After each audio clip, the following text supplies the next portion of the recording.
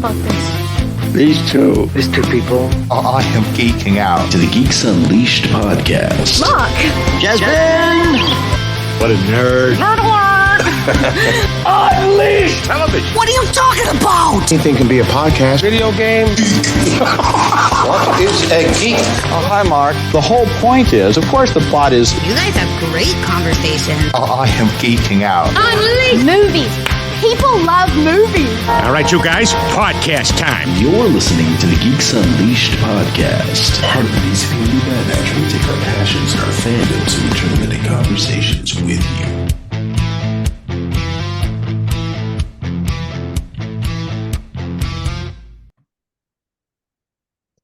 Hello, welcome to Geeks Unleashed. This is episode 154. I'm Mark. I'm Jasmine. And each week on the Geeks Unleashed podcast, we catch up on our pop culture lives, as well as bring you a review of something adapted from the comic book or gaming world. Yes, and before we get started, if you're watching on YouTube, thank you so much. We appreciate that. We would also love it if you would like this video and subscribe to our channel. And if you're watching on your favorite podcast, or good grief, listening on your favorite podcast platform, we appreciate that as well. We'd also love it if you leave us a 5-star review on Apple Podcasts or Podchaser. Also, please, we would love it if you were to donate to our Ko-Fi. We would appreciate that. So jumping straight into this week's Geek of the Week. Do you want to go first? Okay, so I started watching this anime that just came out earlier this year. It's called Buchigiri. And for those of you who watch anime, imagine if Tokyo Revengers and Skate the Infinity had a baby, this would be it. Like, it has the bright color palette from Skate, but it has like the gangs fighting each other like in Tokyo Revengers. And it also has like this supernatural sort of djinn element to it. It's really fun, really silly. It's one of those like yelly anime. Like the main character is very like, he screams a lot. And so like I know that can be really grating for some people. But it's really entertaining. I think I'm on episode 6, so I'm not that far along yet, but I have definitely been enjoying watching Buchigiri. I that screaming thing that we talked about, that you talked about. You've talked about that before, and I've said, yeah, that's a completely anime Japanese trait that they have. Yeah, I just wonder, like, what is the purpose of these characters? Like, it feels like your only job is to just run through scenes screaming at the top of your lungs. Like, I don't get it. That's one part that I just still don't get. Do you reckon that happens in Japan, that they just like run down the street and start screaming? Yeah, right. They're so quiet. They are so quiet. Maybe there's a portion of Japan or something that like maybe screaming. Maybe we missed it. So my Geek of the Week, disappointed with myself for not knowing that this came out about a month ago. So in 2021, a TV show came out called Kin, season 1.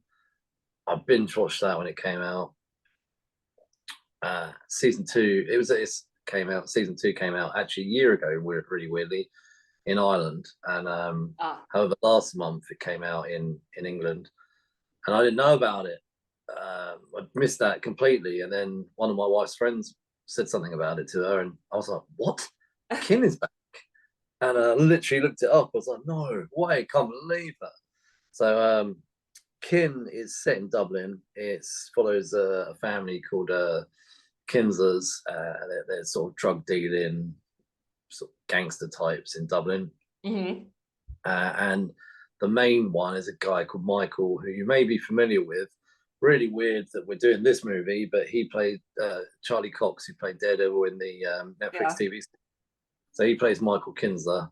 In season 1, they teased that the head of the family, a guy called Bryn, who'd been locked up for years, he had a scene or two or something in season 1. And season 2 opens up with him getting out. And the whole of the family have got an order now. They put... There was a bit of a fallout in the previous season, but Amanda, who actually married into the family, had taken over running the family, essentially. And she was good at it and everything. There was no real fallout of her running it, but she's very clever, and she was in charge, and she'd sort of saved their necks last time. And Bryn gets out, and it's just every problem they had during season 2, Bryn was at the source of it. And anyway, me and my wife, we binge watched the heck out of season 2. We did it over 2 nights. I think Monday and Tuesday night or something, and I think the final episode we got up Wednesday morning and watched an hour before. It's weird for Mark, because Mark usually doesn't binge. Like, it takes Mark like a week to get through something. Oh yeah, I know. There's a few TV series that I'm just watching 1 episode a week at the moment that even came out years ago, and but this series was so addictive. Every time it ended, I was like, no, I've got to know what happened next. And it was so good. It was so good. And there's some sad moments in it too. Not everybody makes it out alive. As is want to happen with gangs, yes. Yeah. It's just whenever you watch things like this, you're like, I could never be a gangster. Literally, the idea of just, honestly, and there's scenes where some people like walk out of a shop, buying a portion of chips or whatever, chatting away to their mates, suddenly they just get popped in the back of the head. Honestly, how can you live that life, right? And some of these people are like, haven't even made it past 25. It's just crazy. So, but anyway, it's a really good show, like so addictive. And when it ends, there's another guy in it that you'll know as well, really famous, Aidan Gillian, been in about 1 million things. Whatchamacallit, Game of Thrones, Maze Runner, loads of stuff. He was Peaky Blinders. Yeah. I know. Yeah. No, he's in it. But when season 2 ends, what a cliffhanger! And there's so many things like left dangling. There's no news on the season 3, but I'd seriously recommend it. Yeah, if you love things like Peaky Blinders or any kind of English British gangster type shows, it's really good. So, is it good like Gangs of London? It's not as violent as Gangs of London. Okay. But I would say if you're because Gangs of London is extremely violent. This is not as violent. Don't get me wrong. You know, there are people getting killed. Probably most episodes somebody does get whacked. Yeah. So, yeah, I would say that's most episodes somebody goes out, someone's put in a barrel, someone's shot, someone's whatever. Yeah. So sounds like fun though. There's no unnecessary grotesqueness though. There's no sickos in it. Like, so there's the occasional person getting beaten up. Maybe someone got their ear bitten at some point, but you know, none of these are particularly lovely things. But Gangs of London is far worse in terms of violence and grotesqueness. Don't get me wrong, this has got violence in it, but I would say the blood and horribleness is very minimal. So it's not a family friendly show by any means. So it's parents only. Don't bring the kids. Yeah, don't really good. No, honestly, it's so good. I love the twists and turns. There's one thing they set up quite early on with somebody gets killed with a piece of paper with a bank account and sort code in, which is obviously an account that had been set up outside of Ireland, you know, one of these Cayman Island accounts. And then later on, the police find this piece of paper on this dead body. Now, I won't say any more, but that the police obviously become aware of this account number and sort code. And the gangsters, they find out that they're aware of this.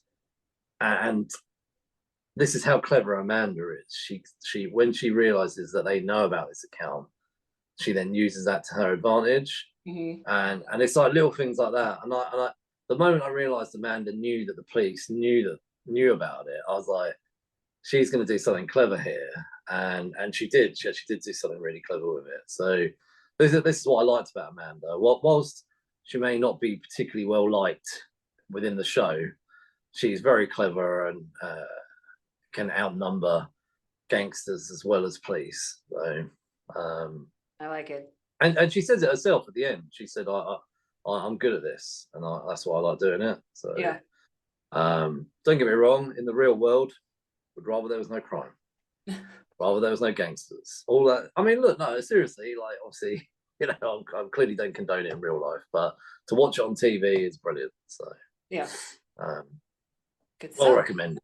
Yeah, well recommended. Honestly, for me, yeah, like I say, for me to binge something in 2 days is quite unlike me. So, right, the main event. Here we are. The reason we're all here. The tunnel that I took us down. We've just been on a string of bad films. So Elektra from 2005, directed by Rob Bowman. Screenplay and story by Zach Penn, Stuart Zickerman, and M. Raven Metzner, I think. Based on characters from Marvel Comics.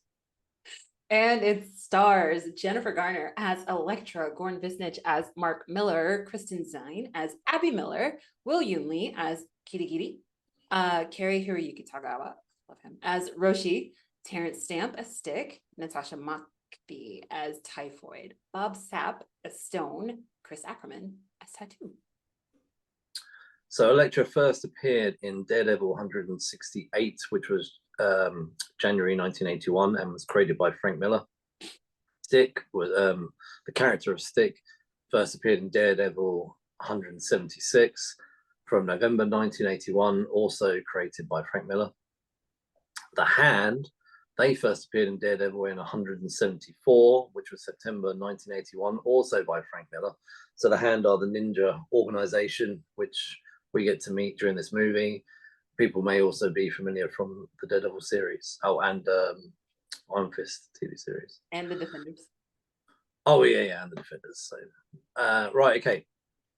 The release date for this movie was the 14th of January 2005, had a running time of 97 minutes, had a lower budget than last time with 43 million US dollars.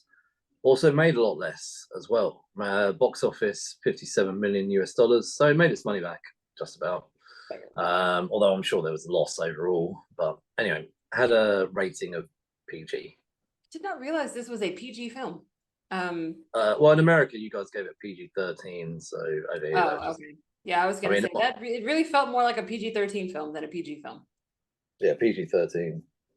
All right, fun facts. There aren't too many about this, but they shot the entire film in 62 days. That's it, because Jennifer Garner and Gorn Visnich were both on breaks. Jennifer Garner 12. was on... How long? Huh? How many days? 62. Oh, 62. Sorry, I thought you said something else. 62. Wow. Yeah. So the whole thing, 62 days. And that was because both of them were in between seasons. Jennifer Garner was in between seasons on Alias, and Gorn Visnich was in between seasons on ER. And so they were like, all right, we're on summer break. This is the only time that we have. So that's what they did.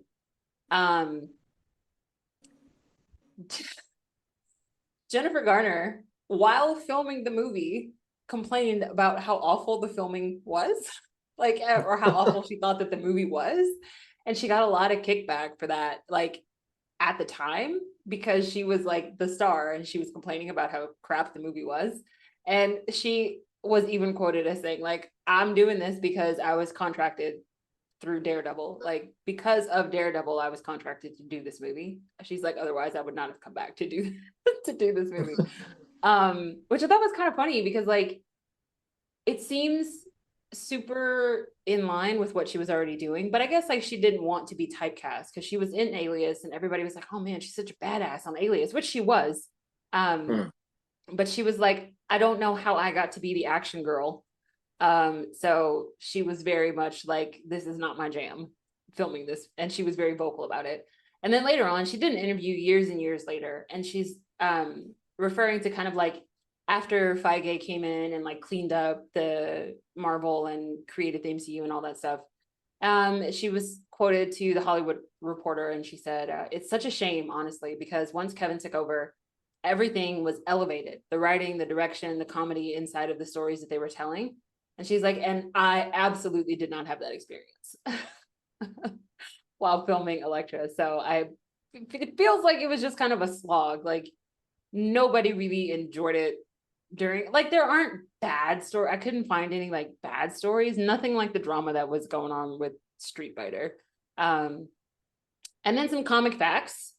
This is all set, this film and Daredevil are set on Earth 701306. And as far as I know, these are the only two characters or films that are set on this Earth 701306. I don't know how many Earths there are in the Marvel multiverse. I wonder if they would ever like reveal that in any of the stuff that they have coming up. Because they don't talk about that in Loki either, about all the different times. I mean, they talk about that there are lots and lots of them, but they don't ever say like, oh, so-and-so said that there are X number of universes. So I don't know, that'd be interesting to find out. This is also the first Marvel female-led film. And then the very next one was 20 years later with Black Widow, which was also too little too late.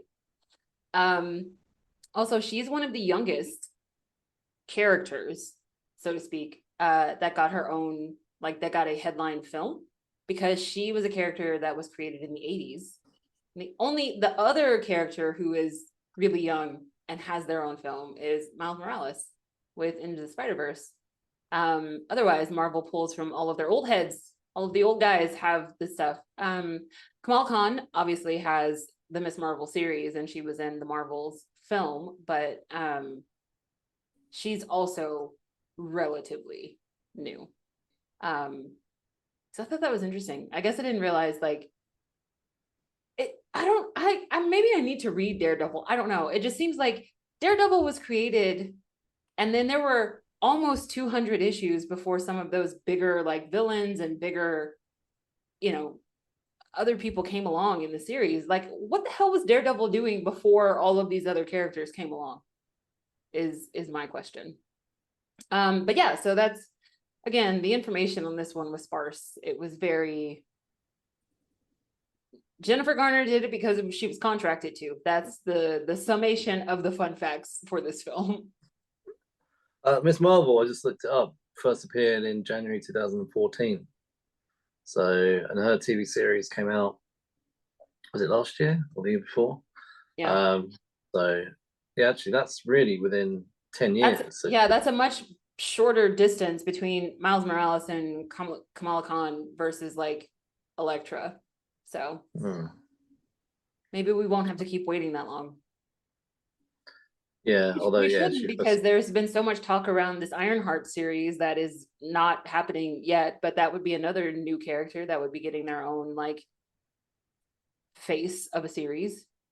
I think they realized though that they just were putting out too much, which it was all right during COVID. Like, I was happy with it during COVID, but yeah, maybe a little bit less now. So well, yeah, now that people just go back to quality. Just go back to quality rather than quantity. So, yeah. Right, yeah. So no, I agree with you actually. So if you look at what I shouted out, the first appearances, Elektra, Stick, The Hand, they all came out in 1981. And I think we said last week as well, a lot of the other characters, like Bullseye and stuff, I haven't got them written in front of me now, came out a lot later. But yeah, you can see the impact that Frank Miller had on the Daredevil run of Daredevil. So Frank Miller had on the Daredevil run, because a lot of these bigger characters have such a mainstream effect on what we see from the the general public. Because I haven't read any of those early Daredevils, and I've got no idea. I don't have enough knowledge of Daredevil to know what on earth went on in the first 100 or so issues. Yeah. I just think it's so weird, because like with Batman, it was like Batman and Joker and a lot of his rogues gallery, they all popped up immediately. And so it's just weird to see like who you fighting for 100 issues, man. Like I really want to know what the hell is going on. Like, what are you doing for 100 issues? Yeah, maybe we'll have to put that on our shopping list, some early Daredevil comics or something. So, right, okay. So the IMDb summary for this movie, and I like the fact that actually her name is in the summary rather than a generic summary. Yeah, woman Elektra, warrior.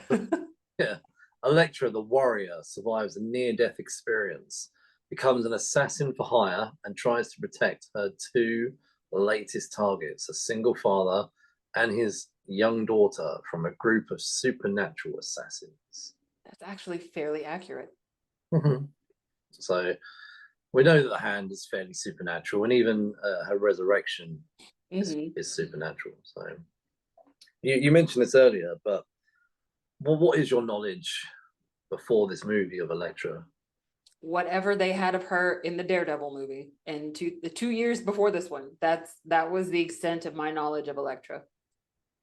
So I haven't unfortunately read any of the Frank Miller stuff, and I know people may bring me down for that and be like, "What? You haven't read anything?" Because I know the snobbery within the comics community that there is, but I haven't read any Frank Miller stuff at all, which I think we're going to look to correct fairly soon. But I haven't read any of that stuff. However, I have read Elektra in the comics. I first came across Elektra within the Wolverine run during 1996, when Wolverine was in full animal mode. So, when I say animal mode, you know how he has metal come out of his hands? I don't know if you know this, but Wolverine was covered in adamantium, which actually covered all of his bones within his body, including his claws. That was removed from him by Magneto, and that metal apparently is the only thing that helps keep his more human side intact. And there was a period of time where Stick and Elektra were actually in his series for quite a few issues, and Stick was trying to help Wolverine. And I came into comics around 1994. I didn't know, obviously, it was all a learning experience, and there's a lot going on. And anyway, so I picked up a few issues of Wolverine at the time in 1996, during just before and maybe a little bit afterwards of the Onslaught saga. So that was my first thing of Elektra and Stick. Didn't know much about them, but I think I was aware of them for some reason, but I don't know. But anyway, she had her own series that came out. Elektra, her first ever sort of ongoing solo run, came out in 1996 by Peter Milligan and Mike Diodato, and I picked up the first few issues, and I'll be honest, I didn't really enjoy it, so I dropped it. However, forward on to 2002 under the Marvel Knights banner, and I did pick up her Bendis. Bendis did the first 6 issues, and then Greg Rucka took over. And I remember reading a good chunk of that, and I think it started off like really strong. The art was amazing, the story was brilliant. However, I think they must have felt that maybe numbers were dropping. I do remember from memory, I remember the art getting worse as it went on. However, I felt the story was stayed strong. Yeah. And so I just felt like it limped along towards the end, and yeah, so I've actually still got that run in my boxes of comics. So I don't remember having the 1996 run anymore, although I only think I bought the first few issues. But yeah, so I bought a lot of those stuff, at the end of the 90s and the early 2000s.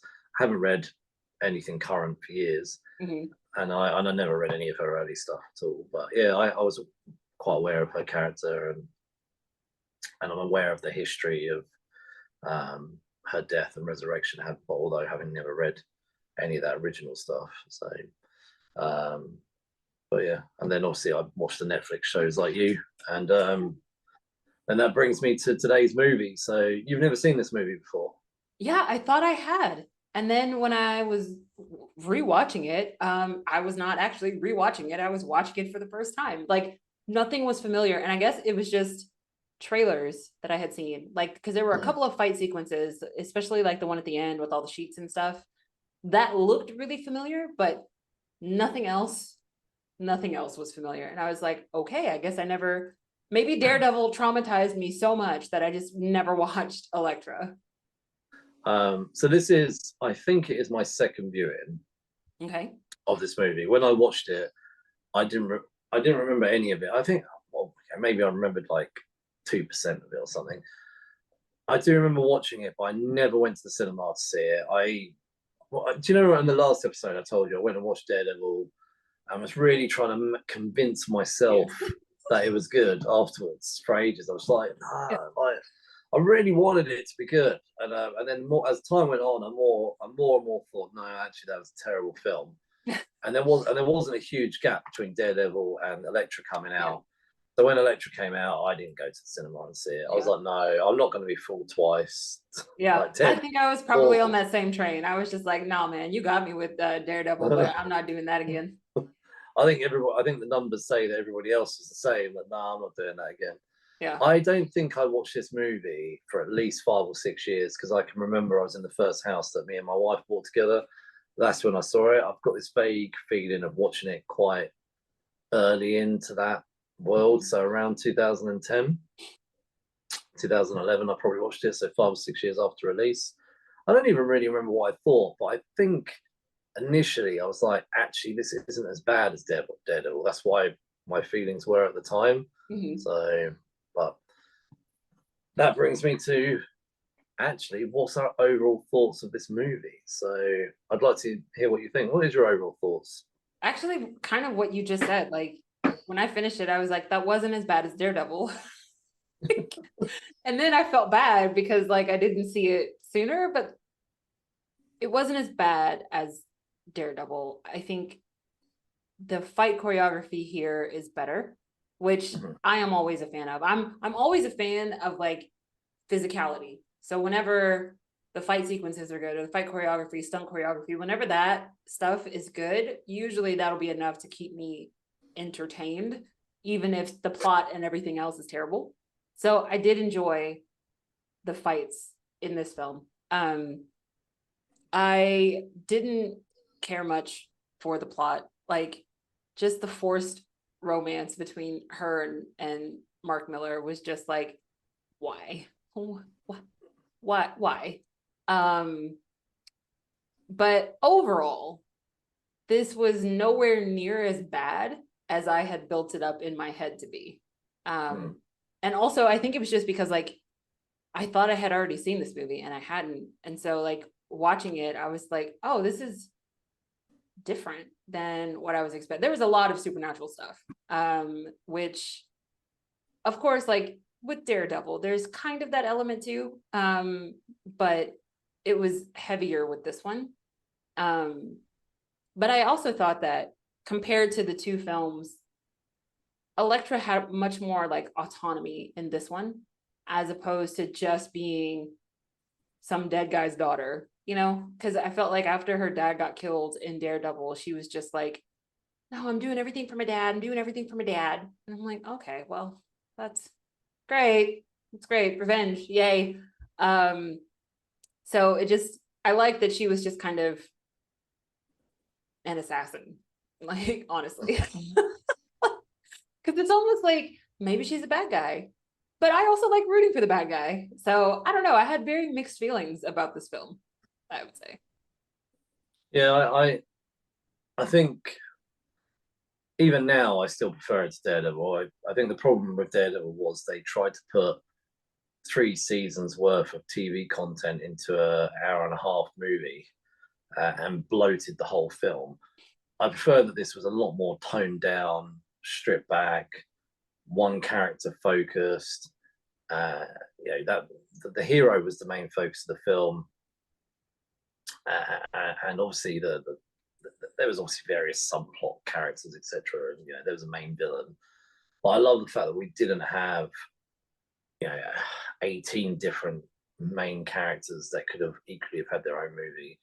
I think it was great to see that stripped backness, that much more of a solo movie they needed, and even having that lower budget forced them into toning this movie down and actually I didn't realize this about the time frame, but probably having that short time frame as well didn't allow them to mess around and so having the lower budget and the shorter time frame allowed them to make what I think really is probably a TV movie. That's kind of what it feels like.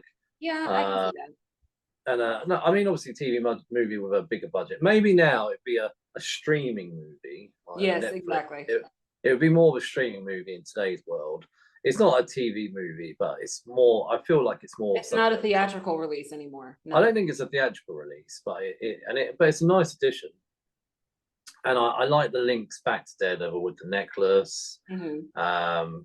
You know, clearly the resurrection, which we got by seeing the necklace at the end of Daredevil, and then they have that link back to this today. I don't know. I don't want to say I hate this movie, like, because I don't hate it. Yeah. I don't particularly love this movie. I don't think this movie is particularly offensive in any capacity. I think Daredevil was just so absolutely awful, like words can't describe. But I don't. There's nothing in this movie that actually makes me go, "No, I hate this movie." I don't. Yeah, this movie does not strike any kind of strong emotion one way or the other. I did not love it. I did not hate it. It is very just like meh. The characters that she was protecting, I sometimes liked. So you know the romance thing I wasn't interested in, but I sometimes like the sort of little twists that would come out, like the girl Abby with the necklace. Oh, I got them. Yeah, these little bead things she had around her neck, and then her wrist, and then it transpired that actually there's a lot more to those characters. I liked that twist when she started fighting along with Elektra. I thought that was cool that came out, and it was good that they teased the beads earlier on. It wasn't just all of a sudden. And I know there's other things I've criticised in the past where it was all of a sudden this came out. I like the fact that they did allude to that earlier on. Yeah. When Elektra made a comment about the beads, and the girl just dismissed it. But looking back, that was actually, yeah, that was quite clever though that they did that. So I give them that. But overall, I don't love the movie. I don't hate the movie. I don't think this is the best movie in the world by any event. Would I watch it again? I mean, if I'm not saying I would put it on, but if it was on, I wouldn't be like offended. It wouldn't be awful to me to sit. Like if I walked in and someone had it on, it wouldn't be offensive to me to see it on. Where there are other movies that I'm like, oh, there's other movies we've seen like Spawn or Man Thing, or even Daredevil. So if I walked in and Spawn was on, I'd watch it. Okay, I'd watch it.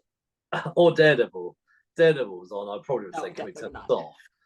I think Jennifer Garner carried herself well during this movie. Yeah. You talked about Alias. I'm a huge Alias fan, and I'm sure, and that kind of shocked me even more that I didn't watch this when it came out. I was absolutely addicted. I thought Jennifer Garner in Alias was amazing. I loved how she carried fight scenes. She was charming in Alias. She was charming, funny, all range of emotions. There were so many great twists and turns through Alias. I'm absolutely addicted. So I'm quite shocked I didn't even watch this movie back then. And that's the thing, like they didn't even utilize all of her talents in this movie because she's actually really funny. And they just made Elektra this super flat personality. Like she just lacked a personality altogether. I don't think Elektra's really funny though, so I don't think. I know not, but like it just, I feel like that's a waste. Like I just I think I think the character of Elektra, I just don't see the character of Elektra being funny. Like she's an assassin who got resurrected, and is an assassin for hire, and I don't know. She could learn a thing or two from Deadpool. I'm just saying. Well, maybe she will. Maybe she will. Right. There are rumors. So we'll see. There's the characters in this movie. Last week we talked about the variety of characters.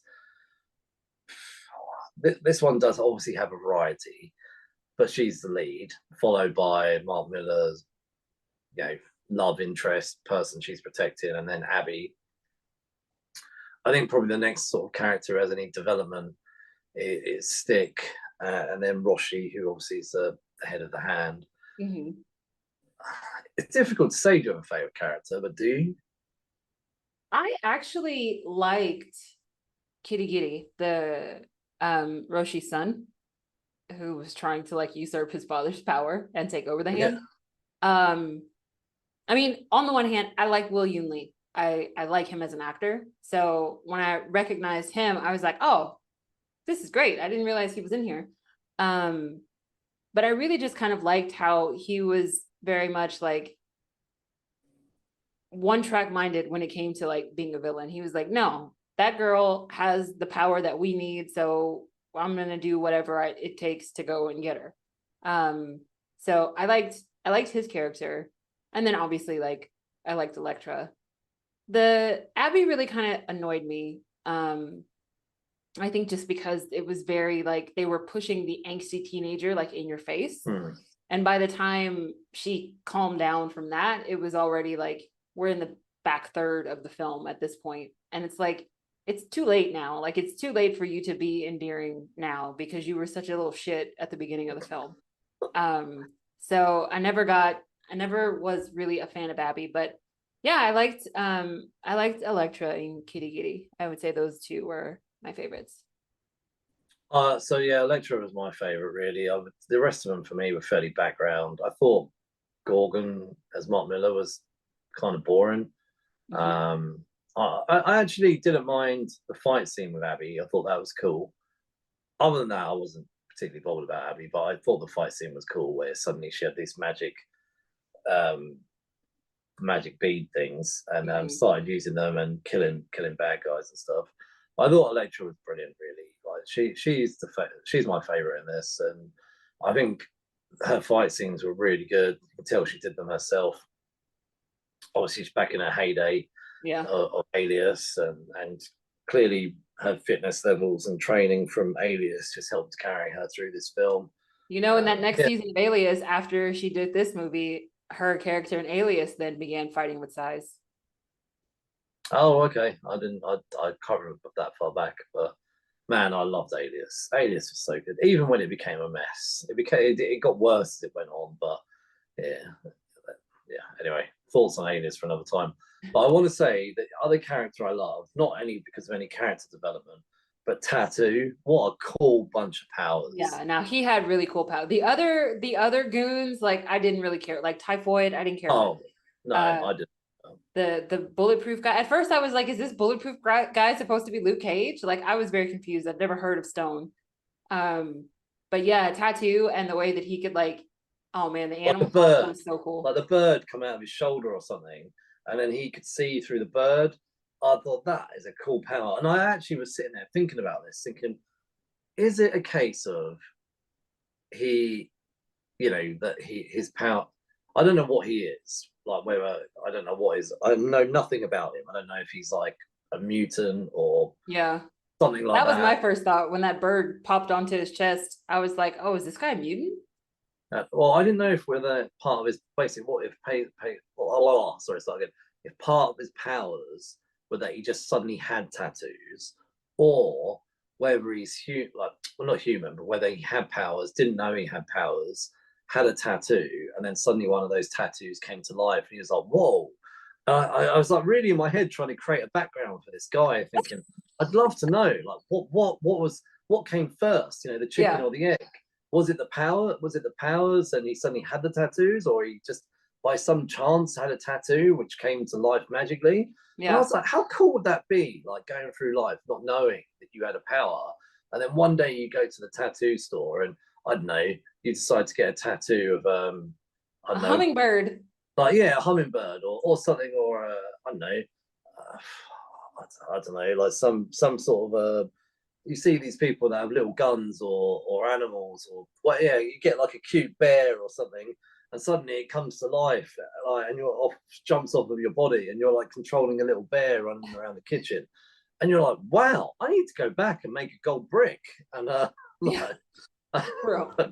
a gold brick too. If I had that power, I would be like, somebody needs to tattoo Godzilla on me. Like that's the kind of tattoo I want. I'd be like, where do I tattoo the guns? So I put the two guns across my ribs. And so you just suddenly can grab two guns off your ribs. I was like, the abilities for this were for endless. And I just in my head started creating a background for him. I know nothing about this guy, but I thought, what a cool bunch of powers. And I like I say, there was no character development there. I just thought the powers were endless for him, and I just wanted to know more about Tattoo than probably than most of them, if I'm honest. But yeah, his powers were my favorite. So yeah, definitely, they were really cool. Right, okay, so the structure of this movie, quite a cool opening scene where some random bad guy. Jason Isaacs definitely didn't remember him being in this movie. I didn't remember him either. I was like, Jason Isaac. I was like, the guy from Star Trek Discovery. I was like, well, I know he was in like loads of other things, but he is definitely my favorite in Star Trek Discovery. And playing a bad guy, strangely enough, holed up in some hole where, no, it's not a hole, actually. It looks like quite a nice place. Fairly well fortified, lots of guards, and he just knows it doesn't matter what happens, he's going to get it. And she shows up and he gets it. I thought that was a cool opening scene, if I'm honest. Elektra's back. They actually said that they pulled that almost frame from I want to say Elektra's solo issue number 23. It's almost like they copied just that whole issue for that opening scene. Oh, is that the series that I mentioned from It could be. Yeah, I don't know. But yeah, do you know what? That actually, now you say that seems familiar to something I read when I did read some of her comics. So I thought that was a cool opening. I love a good cold open like that, where it's like, okay, first of all, I don't know who the hell any of these characters are. And then like everything, obviously you know that it's Jennifer Garner, but like she's all like in shadows until 5 or 6 minutes in before she reveals her face.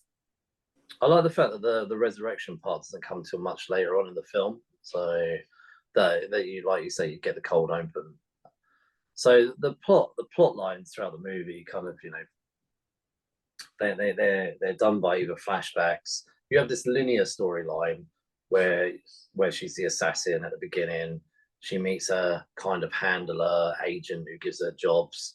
Then he gives her another job and she goes to this cabin in the woods and is giving her targets. But then you also have flashbacks of her resurrection from Stick and her training with Stick. And then you also have some flashbacks of her being like younger Elektra. And then you have the other subplot of what's going on with the hand and Roshi, the master of the hand, and sort of some of the politics there.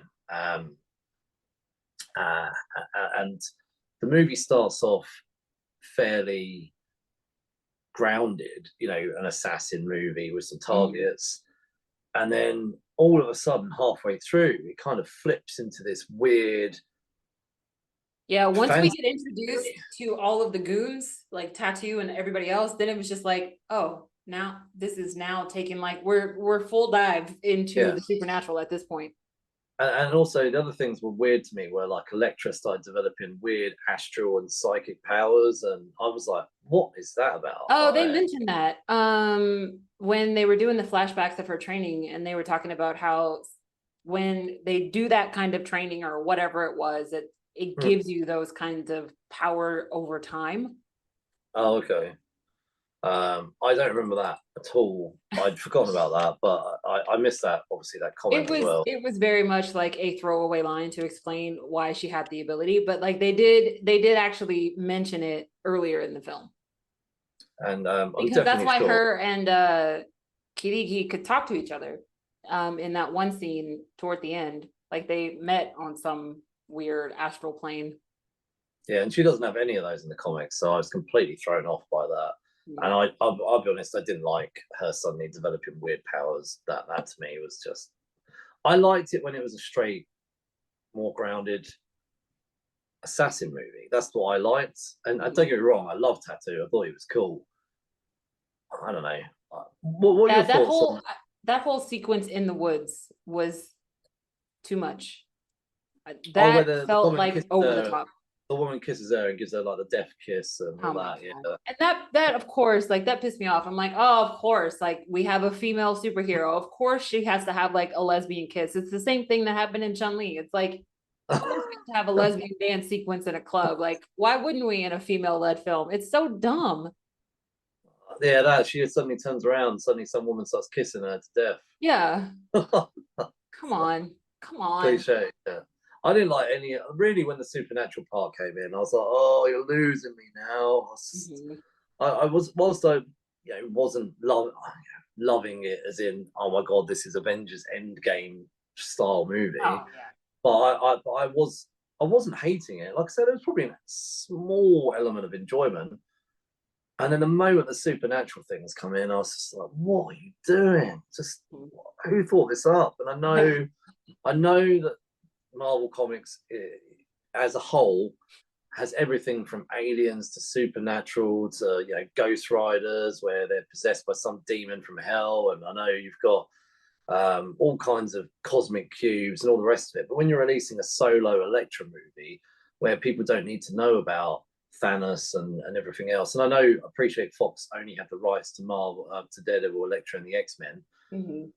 If they'd have wanted to make it mutants and maybe actually cross over some of their properties, I could have bought into that. Like, I could have been like, yeah, that's cool. Like, if suddenly, I don't know, if one of the villains that had been in an X-Men movie had shown up, that probably would have been flipping awesome. And but I always wonder, why didn't Fox have that kind of vision? Like, why is it that Feige did and they didn't when they had those properties for so much longer? Like, they could have I don't know. Oh, imagine if they had the kind of vision to have been slow with the Daredevil franchise, not bloat it, right? Actually do a really solid Daredevil movie and actually have a Daredevil Wolverine movie. Imagine releasing that Daredevil Wolverine movie. That people would have gone nuts. You could have done that entire Daredevil movie without Bullseye, kept Kingpin goes to prison, and then in the second film he's still running shit from prison. Like, that would have been a very realistic kind of second follow-on film. Yeah, like, definitely. And I don't know, so much wrong with Fox. But I guess that's the difference. Like, that's the difference between somebody who actually is a visionary versus people who are just like, we have the rights, and it's like, okay, but you're not doing anything with them. Well, you know how they always talk about, like, people that don't look at the past are doomed to repeat it, and you've got Sony doing the same shit now. Like, just they're making these weird, are they connected, are they not connected Sony movies? Like, just commit. You've got the Vulture commit one way or the other, but stop with all of this vague bullshit.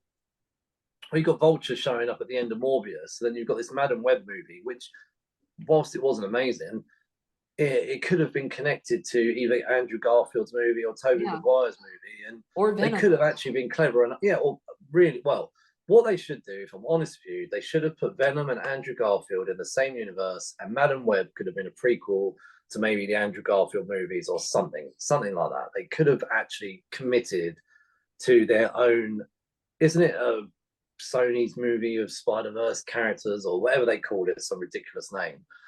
They could have actually committed to some kind of shared universe, maybe kept Tobey Maguire separate, but built it around Venom and Andrew Garfield, and just say, look, we're bringing Andrew Garfield back. Maybe he won't get Spider-Man 3, maybe he will. What Amazing Spider-Man 3. I'll completely get off topic here, but I just think it's crazy to me that only Feige has really had the vision, right, create the MCU. And I know James Gunn apparently is going to create a DCU, that we'll see what happens with that and the shared universe over there. The DCU did try, but the trouble was they didn't have one person running it. They had multiple people at DC kind of fudging it together. There was a semi-shared universe. The MCU has been shared, and to be fair, it's been fairly successful. And even if you look at George Lucas's Star Wars, that people obviously have got different thoughts on it. Yes. But it was a fairly successful kind of shared universe, and it's still the kind of people that they have the long-term vision. Marvel was patient. Like, they were patient. They had a plan, and they released Iron Man. And again, at the time, Iron Man was a third-tier character. No one gave a shit about Iron Man. Like, that was not their most popular ace in the hole. You know what I mean? Like, you elevated this character to A+ level. Like, it was not like a given that was going to be successful. So they took the chance. They had the plan, and they were patient enough to keep chipping away at it.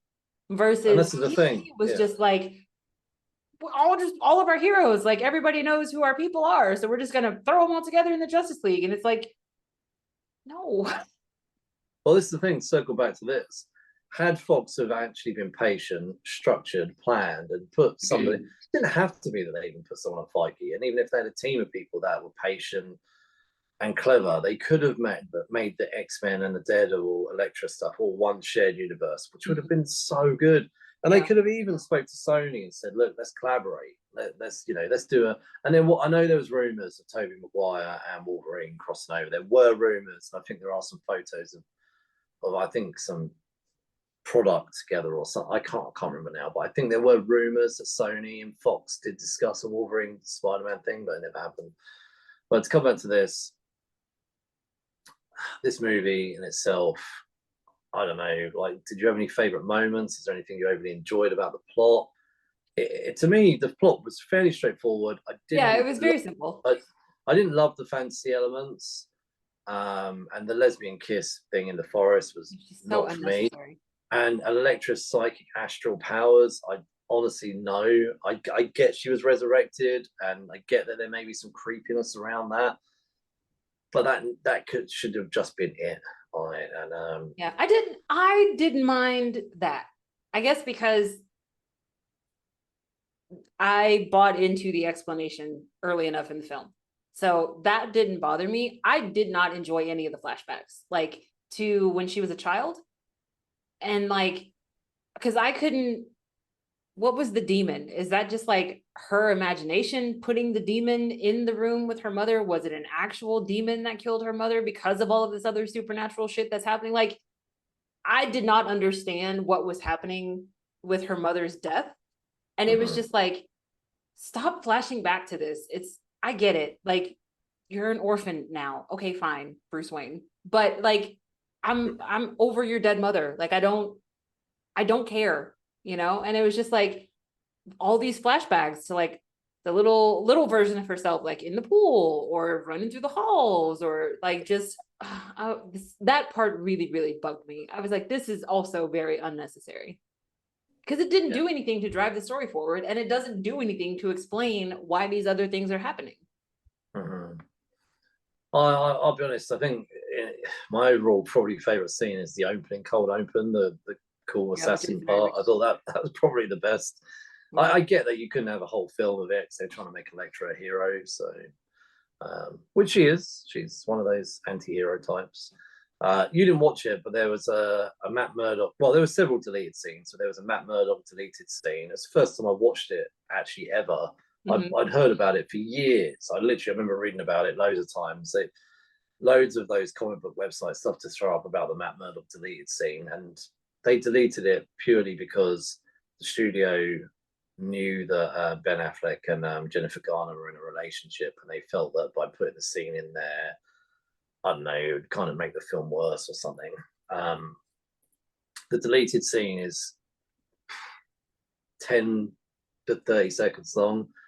Elektra kind of wakes up. It's a dream. She sees Matt Murdock, and he starts standing up and walking towards her, and he's like, "Come back to me, Elektra." And she says something like, "Oh, I'm trying," or something or other. And then she just wakes up and he's gone. There's probably a few more words exchanged, but it's a completely pointless scene. Yeah. If it stayed in it, it would have had no impact on the story at all. It could have been a post-credits. They didn't even do that much. There was no post-credit. Well, yeah, I honestly think they should have put Matt Murdock in it. They should have genuinely had him in it, not as a dream, but they could have had something, even if it was in the movie and she picked up the phone to him in New York and didn't say anything, like you just see, I don't know, him and Foggy in the office, and the phone goes and he just picks it up and she doesn't say anything. That would have been a cool moment to have had during the movie. Mm-hmm. And then she's still quiet, and even if he just said like Elektra, and then she just puts the phone down, that would have been, I think, do you know what? Why don't people hire me to do these things? I think that, for me, I think that would have been like really cool moment to have done at some point. Maybe before like those weird people show up, you know, kind of a final battle type moment where she thinks maybe she might not make it, so she wants to call the guy she loves, rather than this stupid love thing with her and Mark Miller. Mark Miller. And Mark Miller thing was useless, but they could have done something a little bit more realistic with the Matt Murdock thing. And I don't see any harm in Matt Murdock having been in the movie, regardless of whether Ben Affleck and Jennifer Garner were dating or not. So, yeah, I mean, it's related to the previous film. Like, I don't think that would have been an issue. Well, this is a spin-off from Daredevil, so yeah, exactly. Like it would have made sense. But then again, this is this whole lack of vision thing. They clearly just were done with Daredevil. So, right, okay, Elektra, let's hope this does well. And it didn't. So, but yeah, did you have any favorite moments? So, sorry. No, not particularly. I did like the opening scene, like you said, but not really.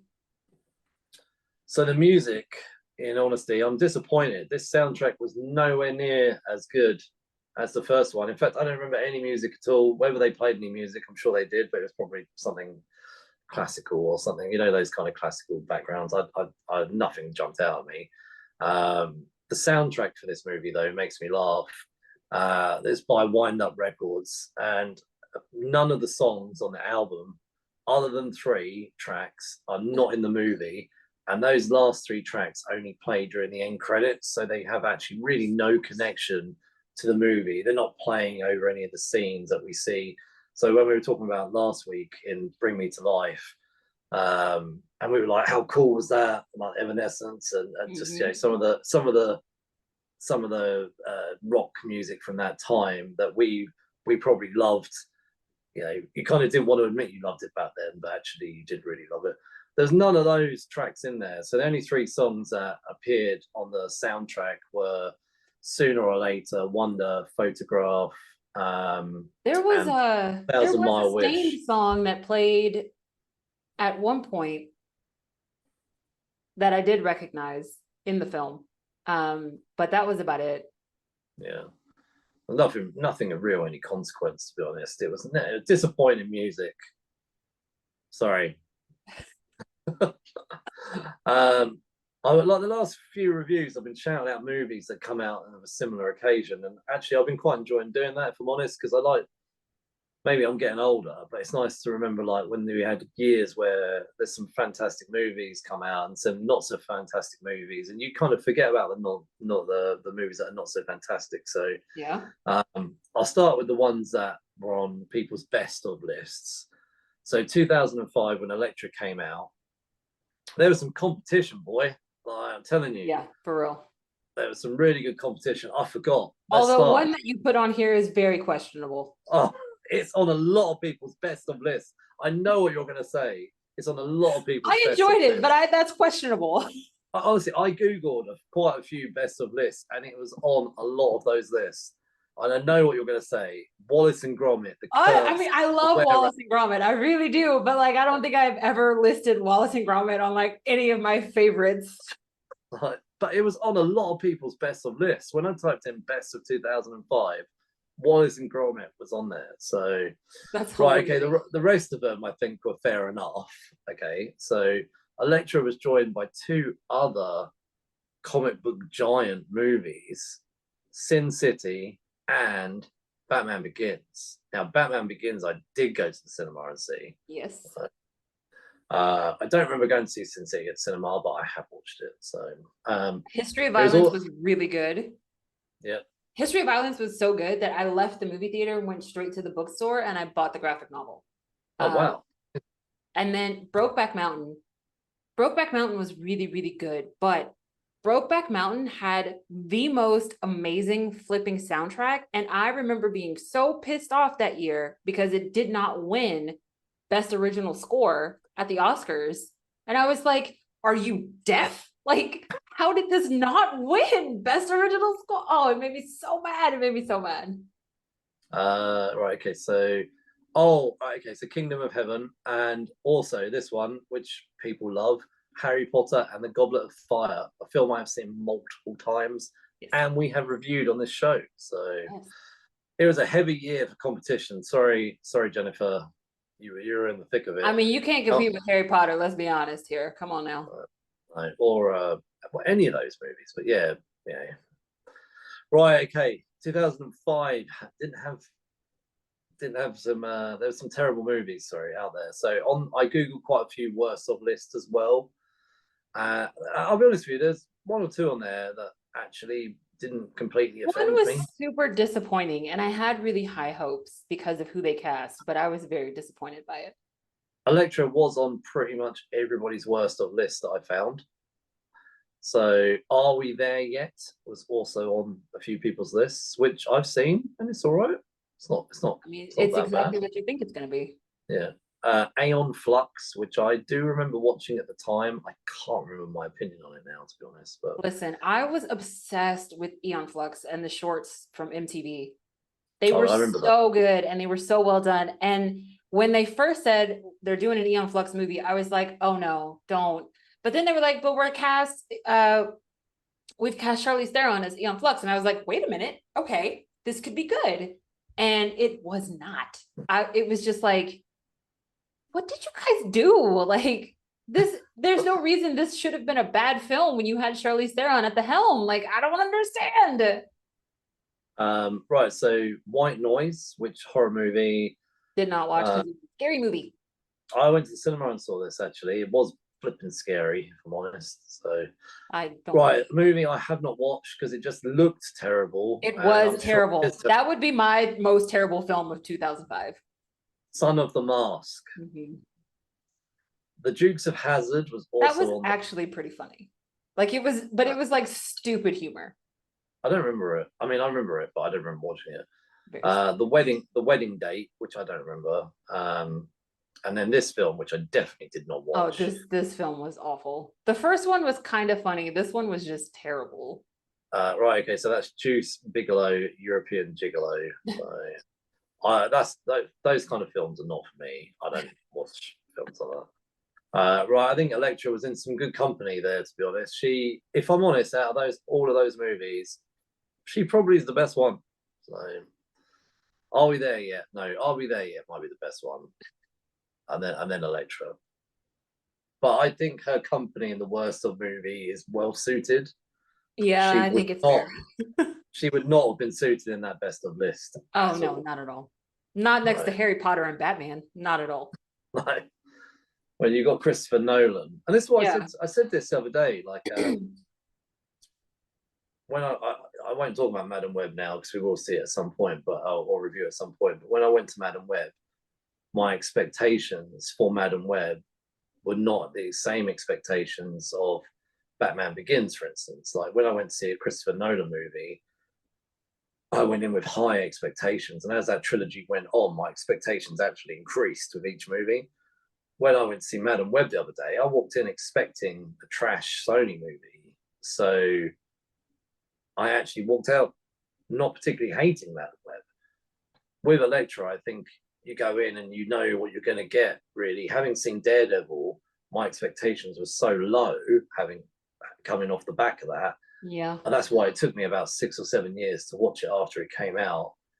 And actually, it was better than my expectations because my expectations were quite low. Exactly. Your expectations were on the floor already. Yeah. They were. My expectations were this is a 0 out of 5 all day long. Yeah. And actually, I didn't hate this movie. So in summary, I think I didn't love this movie. Would I watch it again? I wouldn't ever say no. I would never watch this again. Like I couldn't say no, but I wouldn't put it on. Like, I don't think I'd ever choose to put this on again. Like I will not. Oh, I really want to watch Elektra. There's no point in me thinks that. But if it was on the television and someone was watching it, and it's probably like a good background movie. Like if I'm honest, it's not offensive. I think Jennifer Garner as a person is actually lovely. I think she does her best in any role I've ever seen her in, including this. She does the best with what she's given. Yeah, I definitely think she's been given the best with this type of movie. But yeah, before we move to ratings, any sort of last words on this? No, this is a very forgettable film to me. It was not as bad as I thought it would be, but that does not make it a good film. Yeah, it's definitely a forgettable movie. A few weeks from now, I'll forget we even did this episode. Yeah. Right. Where would you rate it? I'd probably put this one at like a 2.5. Yeah, it's not a bad rating. I'm going to give it a 2 out of 5. Okay, all right. It's rare that I'm higher than you. Yeah, it's okay. Like it's okay. It's okay. 2.5. I feel sorry for her. She clearly didn't want to be in it, but she still gave as much as she could give with what she got. Right, next week, the book club is returning. The last book club was in December, so so we're going to try and do a few We're more. a quarterly book club now. Episode 17 of the book club. It's not that, that's not bad actually. So, following on from these last two movies, and the fact that the book club is late to the party, and we always said that late to the party was going to review essential graphic novels. I know we deviate here and there from that. I mean, but it hasn't always been around that marker.